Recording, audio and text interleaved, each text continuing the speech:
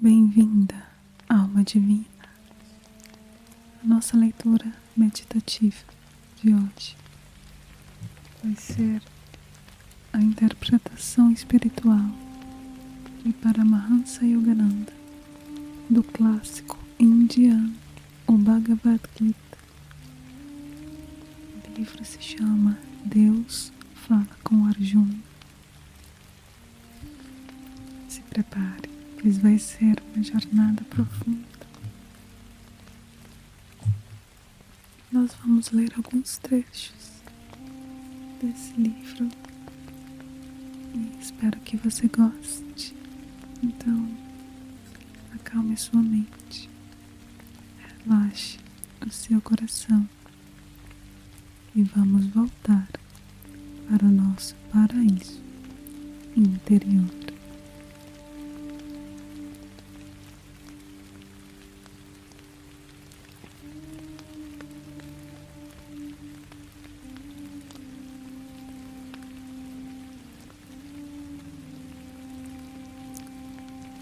O Bhagavad Gita é a mais apreciada das escrituras da Índia. A escritura das escrituras é a Bíblia ou o Sagrado Testamento hindu. O livro em que todos os mestres confiam como fonte suprema de autoridade das escrituras. Bhagavad Gita significa cântico do Espírito, a comunhão divina da percepção da verdade entre o homem e o seu Criador. Os ensinamentos do Espírito através da alma. O cântico que deve ser ininterruptamente cantado.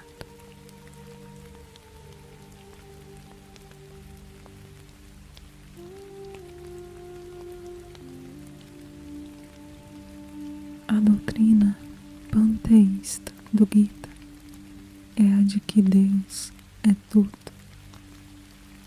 Seus versículos celebram a descoberta do absoluto, do Espírito que está além da criação, oculto também como a essência de toda a manifestação.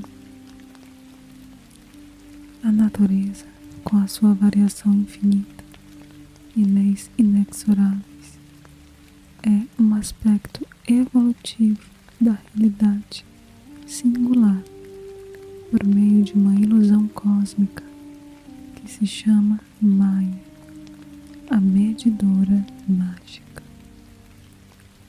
que faz com que o um adquira a aparência de muitos, abraçando a própria individualidade.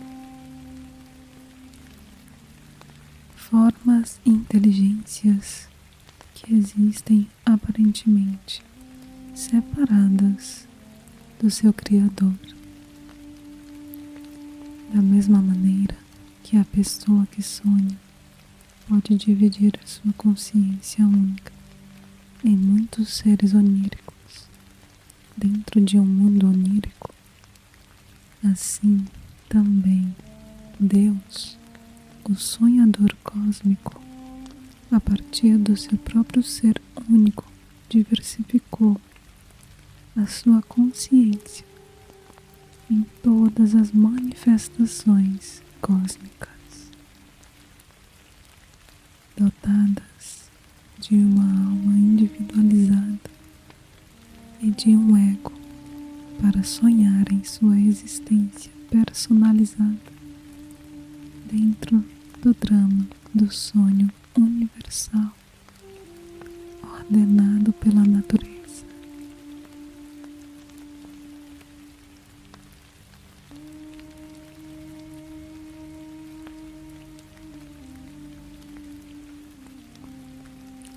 O tema principal de todo o Gita é que é preciso ser um adepto de sannyasa, alguém que renuncia a esse sentido de ego, arraigado por meio de avidya, a ignorância, no ser físico do homem, pela renúncia a todos os desejos que surgem do ego e do seu ambiente e que causam a separação entre o ego e o espírito, e pela reunião com o sonhador cósmico na meditação estática da yoga, o samadhi, o homem se destaca das forças compulsivas da natureza que perpetuam a ilusória dicotomia entre o eu e o espírito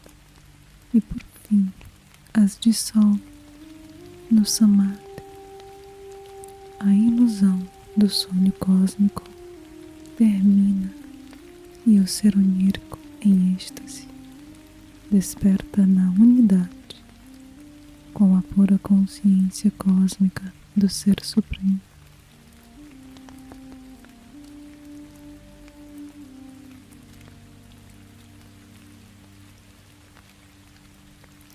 A bem-aventurança sempre existente. No samadhi, a ilusão do sonho cósmico termina e o ser onírico, em êxtase, desperta na unidade com a pura consciência cósmica do Ser Supremo. A bem-aventurança sempre existente, sempre consciente e sempre nova.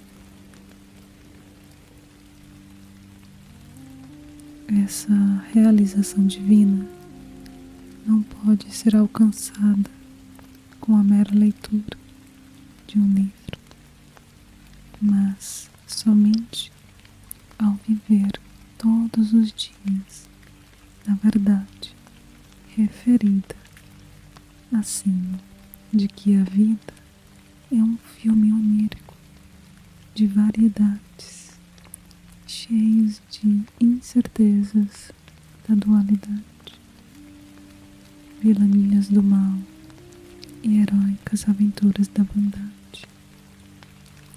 E pela profunda meditação yoga, unindo a consciência humana com a consciência cósmica de Deus, é assim que o Gita exorta o buscador a praticar a ação correta, física, mental e espiritual, para alcançar a meta.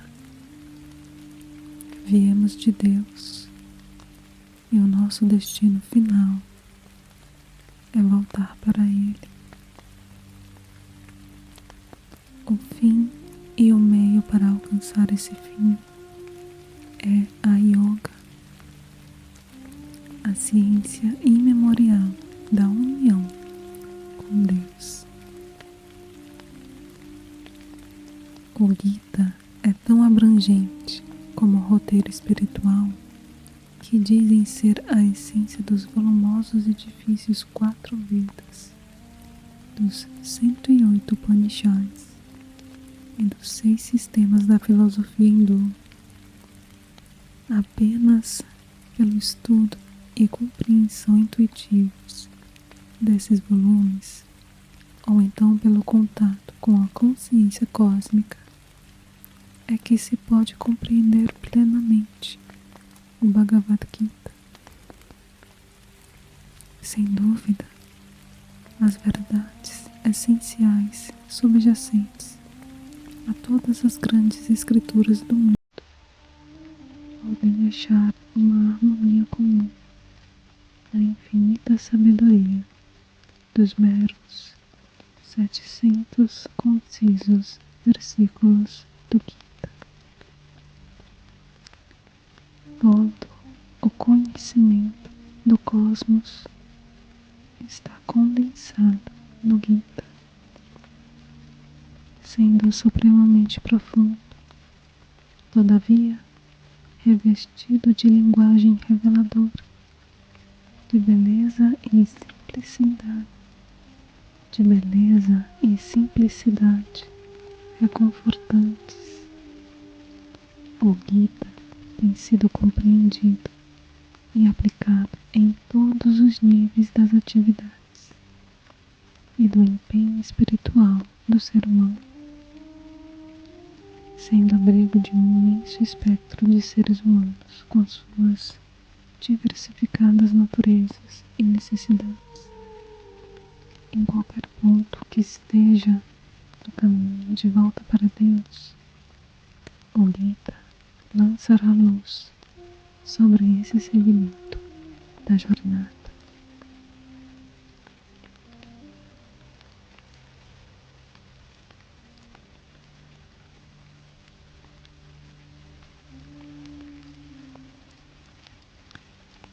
A arte revela a mentalidade de um povo. Um rudimentar desenho de uma flecha sugere mentalidade rudimentar, mas a literatura de uma civilização é uma indicação muito mais refinada da sua cultura. A literatura é um indicador da mentalidade de uma nação. Em sua literatura, a Índia preservou sua civilização altamente evoluída, que remonta a uma gloriosa idade de ouro. Desde a antiguidade perdida, no tempo em que apareceram os Vedas, passando por um grande desenvolvimento de subsequentes poesias e prosa extraordinárias, os hindus deixaram os sinais da sua civilização, não em monólitos ou edifícios em ruínas, mas na arquitetura de escritos ornamentais, esculpidos na eufônica língua sânscrita. A própria composição do Bhagavad Gita, sua retórica, aliterações, dicção, estilo e harmonia, mostra que a Índia havia, desde muito tempo, passado pelos estados de desenvolvimento material e intelectual e alcançado um elevado pico de espiritualidade.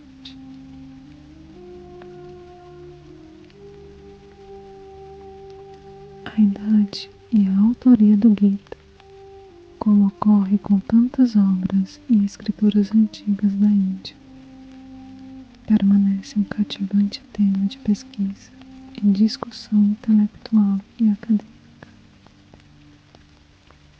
Seus versículos encontram-se no sexto dos 18 livros que constituem o grande poema épico da Índia, o Mahabharata, no Bhishma Parva, sessões 23 a 40.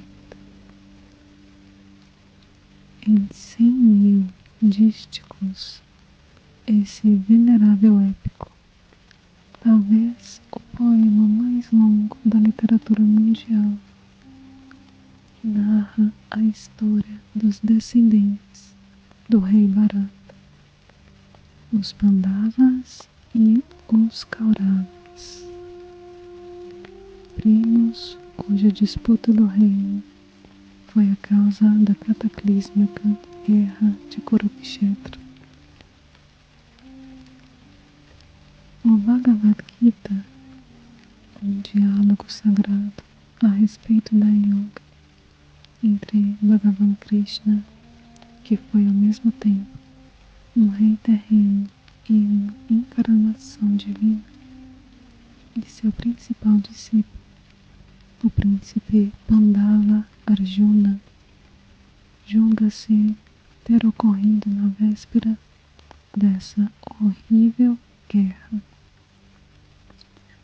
A autoria do Mahabharata, inclusive o segmento que constitui o Gita, é tradicionalmente atribuída ao sábio iluminado Vyasa, cuja época definitivamente não se sabe. Diz-se que os rishis védicos manifestavam sua imortalidade, aparecendo diante da humanidade em eras diferentes, para desempenhar algum papel na elevação espiritual do homem.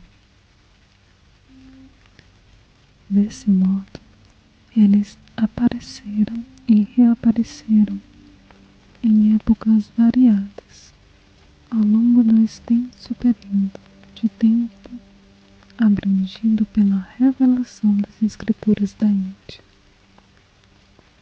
Um fenômeno desconcertante para qualquer estudioso que confia nos fatos em vez de na fé.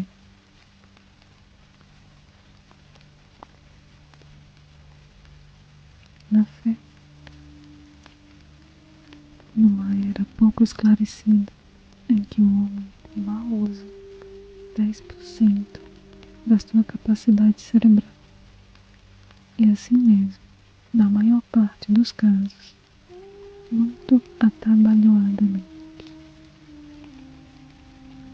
Quer esses imortais retenham a forma física como Mahavatar Babaji, quer permaneçam imersos no espírito de tempos em tempos, eles emergem, manifestando-se ao homem em alguma forma tangível. Enquanto esses seres divinos estão em estado de absoluta unidade como espírito, como estava o sábio Vyasa, não podem registrar por escrito suas percepções espirituais indescritíveis. Essas almas autorrealizadas têm que descer do estado de unidade com o espírito, que não tem mistura de dualidade, para o estado de consciência humana, que é governado pela lei da relatividade, a fim de levar a verdade aos seres humanos. Quando a pequena alma recebe a bênção de fundir-se no vasto oceano do Espírito bem-aventurado, ela cuida de não perder a identidade. Se quiser voltar e narrar suas experiências do infinito para o esclarecimento do mundo.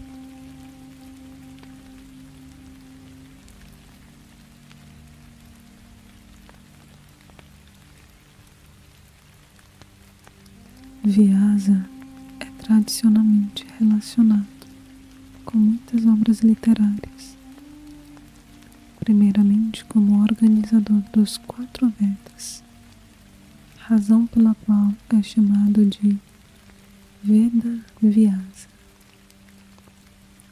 Depois como compilador dos Puranas, que são livros sagrados que ilustram o conhecimento védico por meio da narrativa histórica e lendária dos antigos avatares, santos e sábios, reis e heróis da Índia.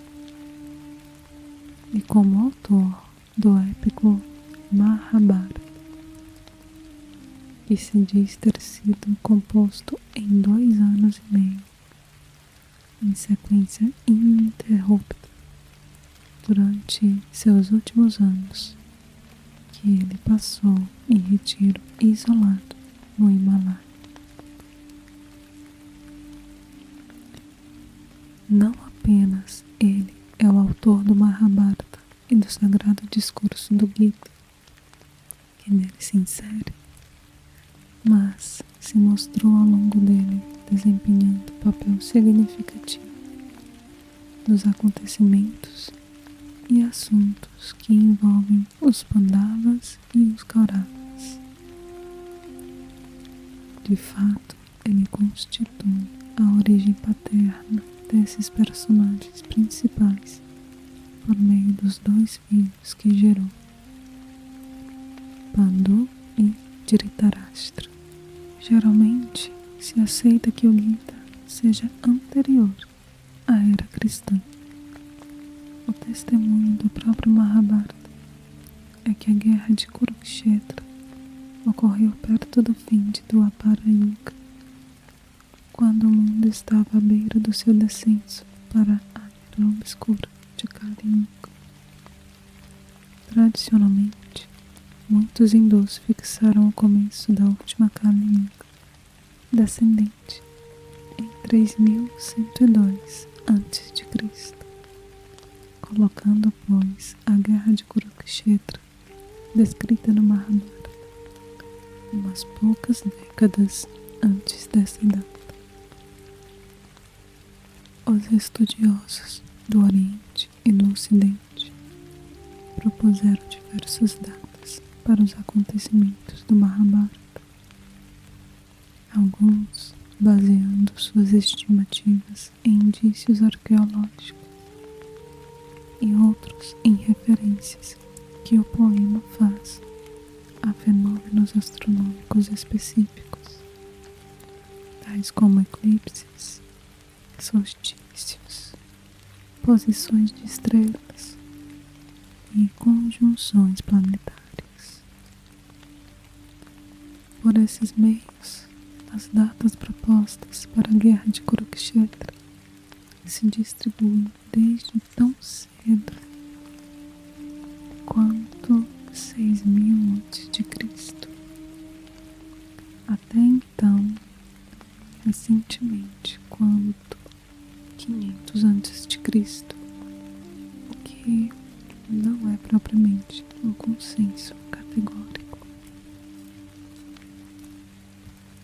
Neste livro não se tenta nem se tem a presunção de fazer acréscimos ao trabalho dos pesquisadores e comentadores acadêmicos que, em estudos demorados, trabalharam para rotular e categorizar esses dados tão caros aos historiadores, quais sejam a autoria, horizontes temporais e dados factuais referentes a nomes, lugares e acontecimentos.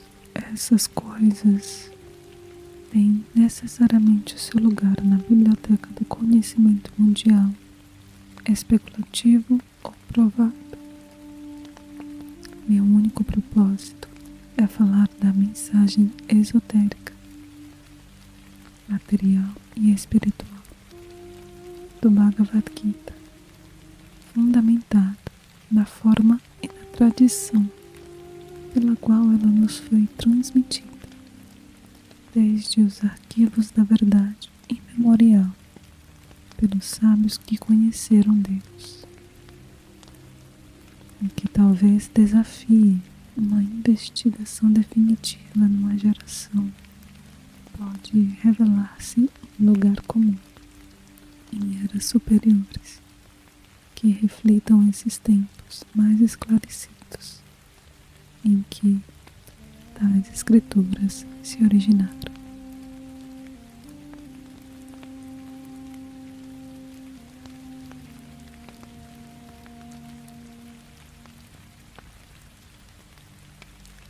Os antigos escritos sagrados não fazem clara distinção entre a história e a simbologia. Em vez disso, frequentemente, entremeiam as duas na tradição da revelação das Escrituras. Os profetas costumam recolher exemplos da vida cotidiana e acontecimentos da sua época, e a partir deles extraem parábolas para exprimir verdades espirituais sutis. Se não fossem definidas em termos corriqueiros, as coisas profundas da divindade não seriam concebíveis para o homem comum. Quando os profetas como o fizeram frequentemente, escreveram usando metáforas e alegorias mais reservadas. Fizeram-no para ocultar as mentes ignorantes e espiritualmente despreparadas nas revelações mais profundas do Espírito.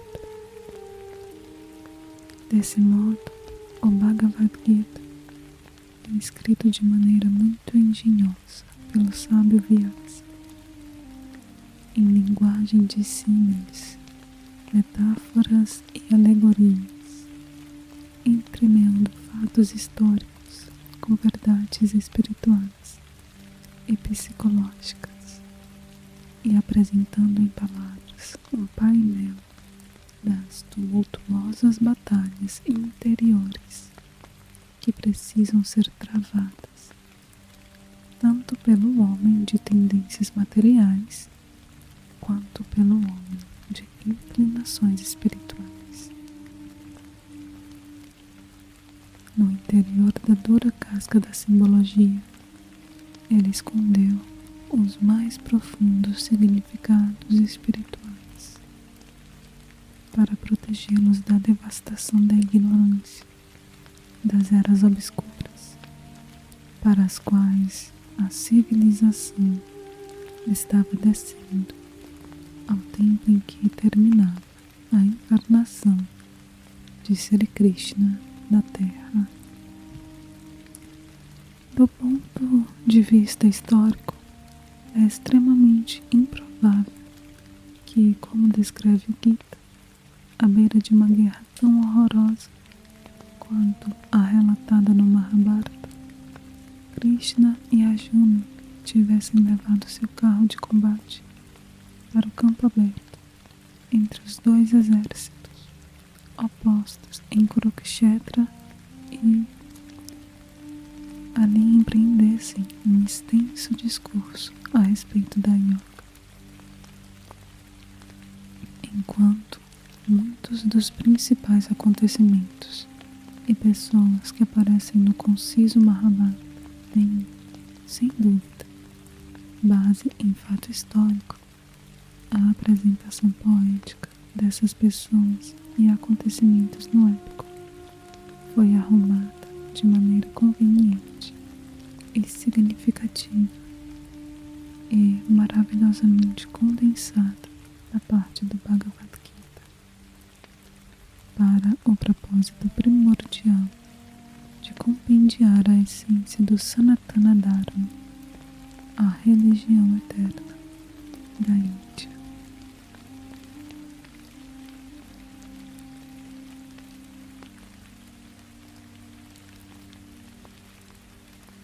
Ao interpretar a Escritura, é preciso não ignorar os elementos factuais e históricos em que a verdade foi adicionada.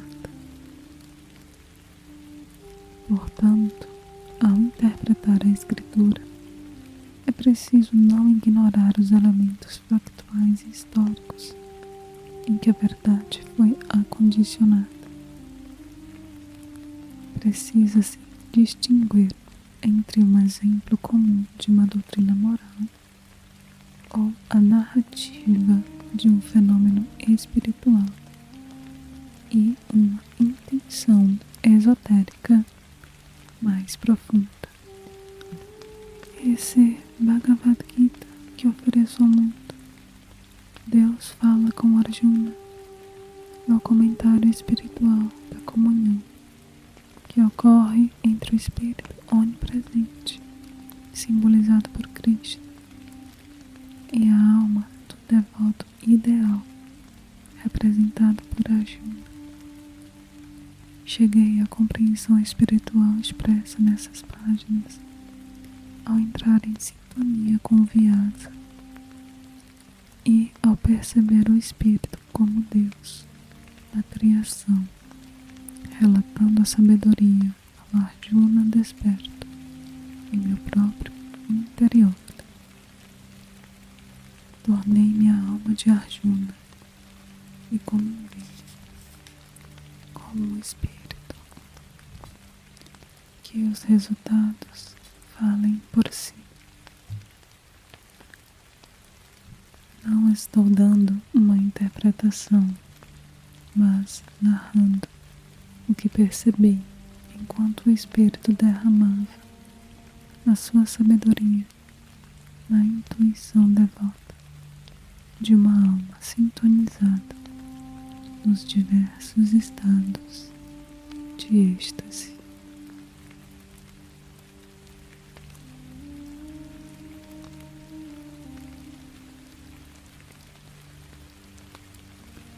Todos os acontecimentos e toda a sabedoria estão registrados permanentemente no superéter da onisciência, o registro do Akasha, que é o éter.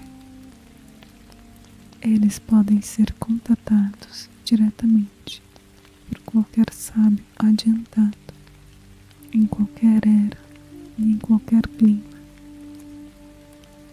Desse modo, todo o curso da história da dinastia do rei Bharata pôde ser plenamente percebido por Vyasa, quando mais tarde ele concebeu o Mahabharata e decidiu escrever o épico como metáfora espiritual baseada em fatos e personalidades históricos.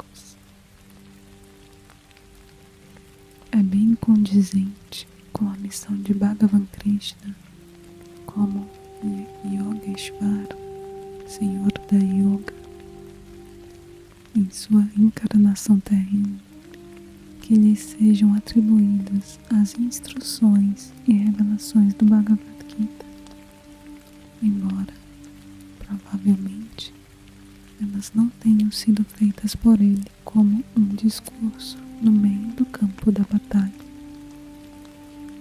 Assim, quando encontramos no Gita, Bhagavan, que significa Deus, falando com Arjuna, devemos perceber que Deus está revelando essas verdades através da intuição do devoto receptivo, que é Arjuna. Sempre que Arjuna pergunta algo a Deus, deve-se entender que o devoto que medita comunga com Deus em pensamentos silenciosos. O devoto adiantado pode traduzir em palavras de qualquer idioma a comunhão intuitiva, silenciosa, entre sua alma e Deus. Foi assim que Vyasa reproduziu a experiência interna entre sua alma e Deus, como o diálogo do Bhagavad Gita entre a alma desperta de Arjuna e o seu preceptor onipresente, Krishna, a encarnação de Deus.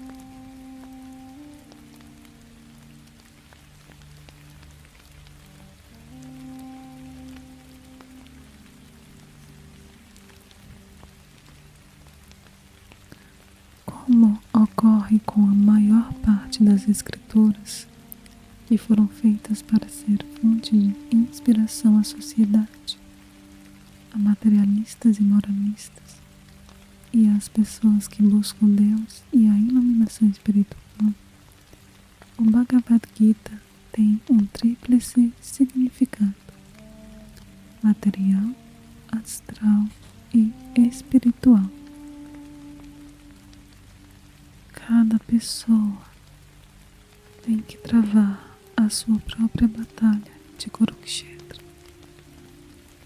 É não apenas uma guerra que vale a pena vencer, mas na ordem divina do universo e pela eterna relação entre a alma e Deus. Uma guerra que mais cedo ou mais tarde precisa ser vencida. No sagrado Bhagavad Gita, assegura-se o mais rápido alcance dessa vitória ao devoto que, com espírito inquebrantável, pratica a ciência divina da meditação yoga e aprende com Arjuna a escutar em seu interior o cântico da sabedoria do Espírito.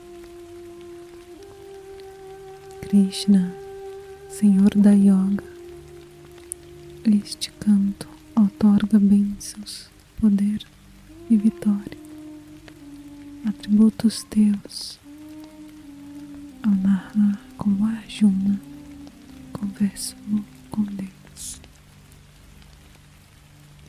No Bhagavad Gita, capítulo 10, versículo 9, Krishna diz: com os pensamentos totalmente em mim, seu ser entregue a mim, iluminando-se mutuamente, proclamando-me sempre: meus devotos são contentes e joviais.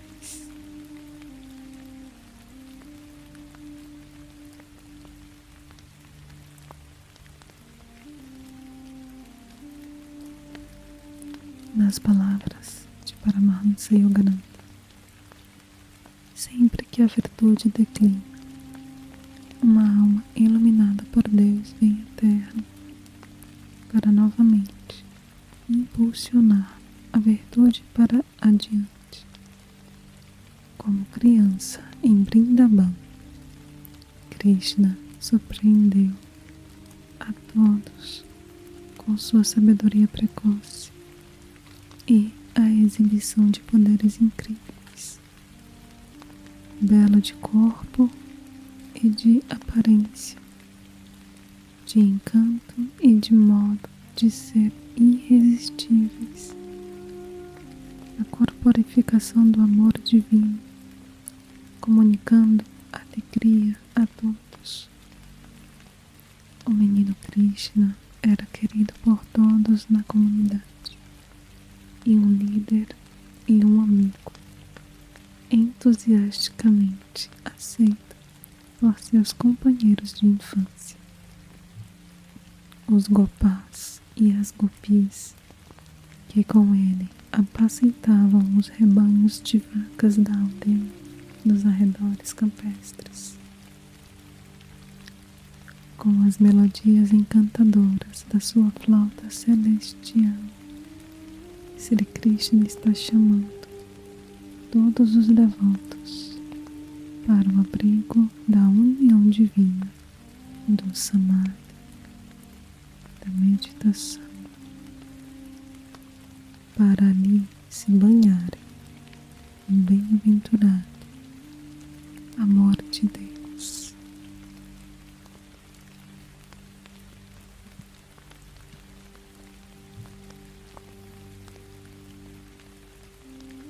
E essa foi a nossa leitura de hoje, alguns trechos desse livro fantástico. Comenta aqui se vocês querem se aprofundar nessa obra. Deixem seu like e eu agradeço por me acompanharem até aqui. Gratidão e até o próximo vídeo.